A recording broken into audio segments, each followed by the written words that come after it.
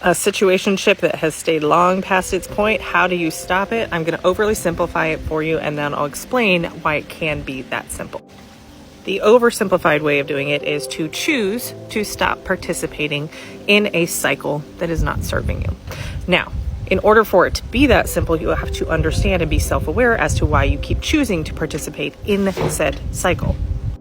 So I'm going to assume, since it's 7 years into a situationship, which means that you both aren't on the same page of what this is and where it's heading, and you've been doing this for 7 years, y'all are in a cycle. You're in a pattern, right? So we have to look at what is it that you gain and you benefit from that has your brain going, yes, keep choosing this cycle, even though there's consequences to it, even though there's pain associated with it. Your brain is benefiting, whether it's the validation, right? That even if it's inconsistent, you're getting some version of validation. A lot of times, if we're in these long periods where we're pushing and pulling or chasing someone who doesn't want to be caught, that stems from childhood, likely a parent or some abandonment issues where you equated that loving someone means that I am constantly chasing them. That feeling is familiar. So your benefit to your brain is that you are living in the familiar known, even though it sucks.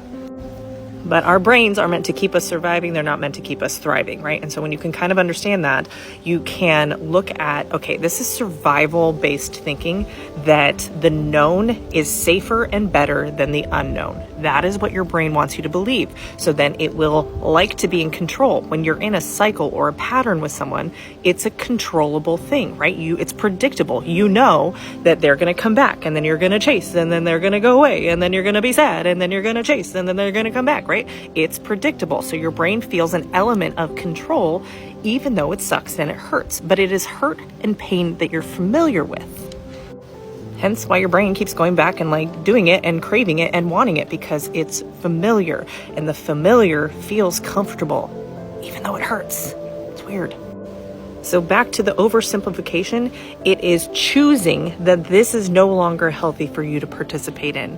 And it is also looking at whatever meaning I have placed on this person was made up in my head. Everything is made up, right? So if you think, oh my God, nobody makes me feel that way, and we have such a deep connection, you are placing so much meaning on someone who is not healthy for your nervous system, because your nervous system is firing, going, I don't like it. But your brain is going, no, we like it. It's no, we know this pain. We can control this pain. Don't go into the unknown. That's a no, right? And so it is learning to listen to your body over whatever logic you may be trying to logic, because your logic was created from a belief system that isn't serving you anymore, likely from childhood.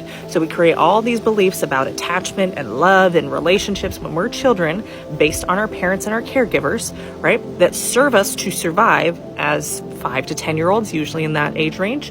And then when we get into adulthood, we try to mimic those relationships because that's how we identified love and attachment. But oftentimes that doesn't work out so well for us until we become self-aware that those are patterns that we're choosing in people that aren't serving us. And our nervous system wants to go, no, we don't feel safe. That's why we feel anxiety. That's why we feel we have to chase, we have to control, we have to hold on to everything, right? But they're maladaptive survival or coping skills for something from childhood. And this is what I love about self-awareness work. This is what I love about inner child work, like really deep-seated inner child work, where we can heal at the root of where the belief was created, so that those feelings, those emotions no longer control us and have us making choices in partners that keep us stuck in a 7-year situationship, because that ain't fun. So here's what it looks like after you've gone through the process of healing the parts of you that are continuing to choose a not so great partner, is that you stop being attracted to the things that are keeping you stuck now.